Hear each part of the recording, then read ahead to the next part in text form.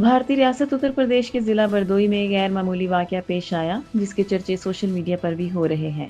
भारतीय media reports के मुताबिक शादी के कुछ अर्सा बाद लापता होने वाला शोहर इंस्टाग्राम रील्स के जरिए दूसरी खातून के साथ पकड़ा गया। रिपोर्ट्स के मुताबिक जितेंद्र कुमार की 2017 में मीरान नगर की खातून शीलो के साथ शादी हुई।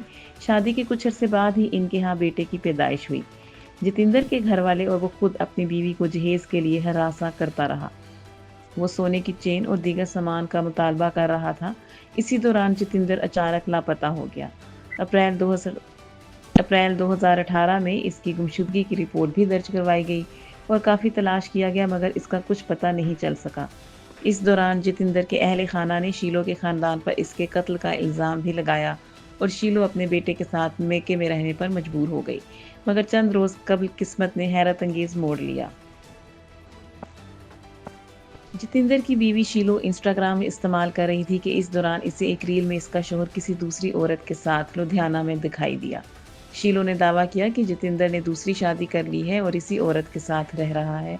जितेंद्र के अहले खाना को भी सब इल्म था, लेकिन उन्होंने कुछ जाहिर नहीं किया। पुलिस का कहना है कि शादी के 1 साल बाद जितेंद्र बगैर इत्तला के घर से निकल गया था और गुमशुदगी की FIR भी दर्ज हुई थी।